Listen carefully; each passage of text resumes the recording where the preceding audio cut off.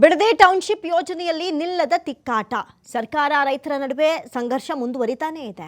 ನೋಡಿ, 2028ರ ಚುನಾವಣೆ ಮೇಲೆ ಪ್ರಭಾವವನ್ನ ಬೀರುವಂತಹ ಆತಂಕ ಎದುರಾಗ್ತಾ ಇದೆ. ಜೆಎಂಸಿ ಸರ್ವೆಗೆ ತೆರಳಿದಂತಹ ಅಧಿಕಾರಿಗಳ ಮೇಲೆ ಕಲ್ಲು ತೂರಾಟವೇ ನಡೆದು ಹೋಯಿತು. ಪೊರಕೆ ಸೇವೆಗಳಾಯಿತು. ಟೌನ್ಶಿಪ್ ವಿರೋಧಿಸಿ ಪ್ರತಿಭಟನೆಯನ್ನ ನಡೆಸ್ತಾನೆ ಬರ್ತಾ ಇದ್ದಾರೆ ರೈತರು. ಶಾಂತವಾಗಿದ್ದಂತಹ ರೈತರು ಈಗ ಬಹಳಷ್ಟು ಕುಪಿತರಾಗ್ತಾ ಇದ್ದಾರೆ. ರಾಷ್ಟ್ರ ಮಟ್ಟದಲ್ಲಿ ಸದ್ದು ಮಾಡ್ತಾ ಇದೆ ಈ ಟೌನ್ಶಿಪ್ ದಂಗಲ್. ಬಿಡದಿ ಟೌನ್ಶಿಪ್ ವಿರುದ್ಧ ದಳಪತಿಗಳು ನಿಂತಿದ್ದಾರೆ. ಈಗ 2028ರ ಚುನಾವಣೆ ಮೇಲೂ ಕೂಡ ಈ ಟೌನ್ಶಿಪ್ ವಿಚಾರ ಪರಿಣಾಮ ಬೀರುವಂತಹ ಸಾಧ್ಯತೆಗಳು ಕಾಣಿಸ್ತಾ ಇದೆ.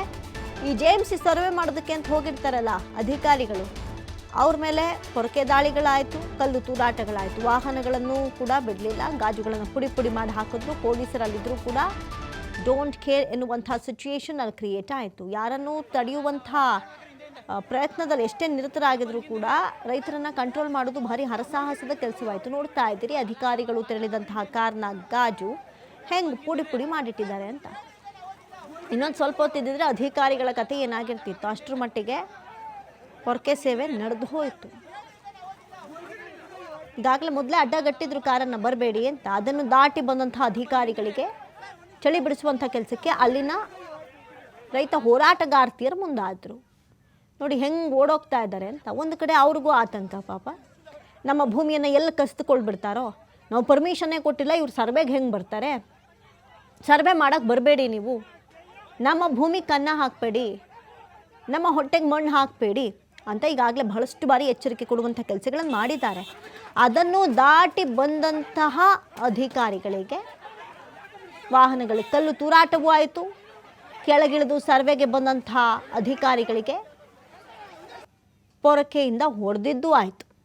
ನೆನೆ ದೊಡ್ಡ ಮಟ್ಟದ ಸುದ್ದಿಯೂ ಆಯಿತು. ಕಂಟ್ರೋಲ್ ಮಾಡುವಂಥ ನಿಟ್ಟಿನಲ್ಲಿ ಪೊಲೀಸರು ಎಷ್ಟೇ ಹರಸಾಹಸ ಪಟ್ಟರೂ ಕೂಡ ಕಂಟ್ರೋಲ್ ಆಗುವಂಥ ಪರಿಸ್ಥಿತಿಯಲ್ಲಿ ಅವರಿಲ್ಲ.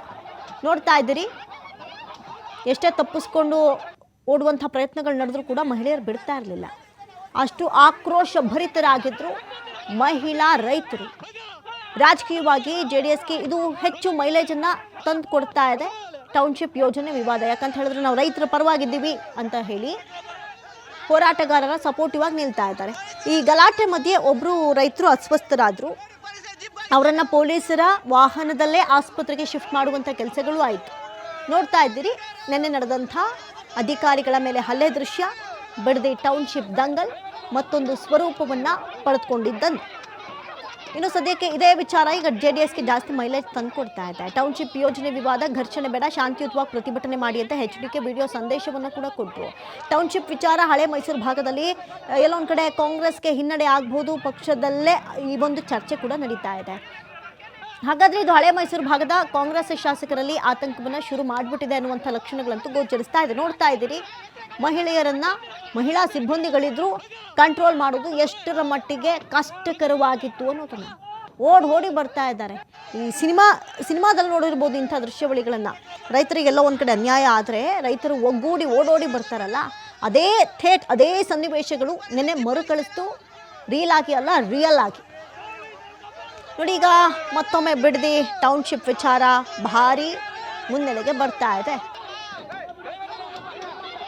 ಇದೇ ವಿಚಾರ ಕ್ಯಾಬಿನೆಟ್ನಲ್ಲೂ ಚರ್ಚಿಸಬೇಕು ಅಂತ ಕೆಲ ಸಚಿವರು ಅಭಿಪ್ರಾಯ ಪಡ್ತಾ ಇದ್ದಾರೆ. ಬಿಡದಿ ಟೌನ್ಶಿಪ್ ಯೋಜನೆಗೆ ರೈತರಿಂದ ಭಾರಿ ತೀವ್ರ ವಿರೋಧ ವ್ಯಕ್ತವಾಗ್ತಾ ಇದೆ.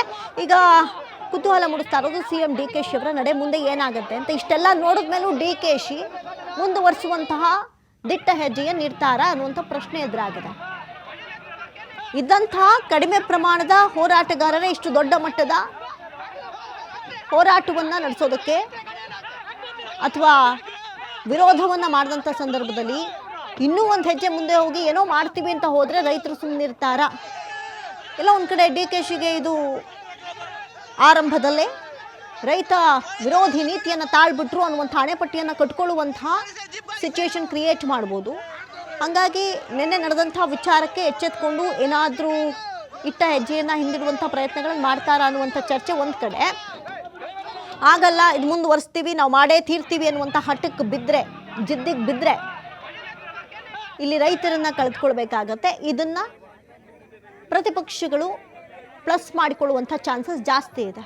ನಾವು ರೈತರ ಪರವಾಗಿರ್ತೀವಿ ಅಂತ ಸಪೋರ್ಟಿವ್ ಆಗಿ ನಿಂತ್ಕೊಂಡು ಇದು ಆಡಳಿತ ಪಕ್ಷಕ್ಕೆ ದೊಡ್ಡ ಮಟ್ಟದ ಹಿನ್ನಡೆಯನ್ನು ತಂದುಕೊಡಬಹುದು.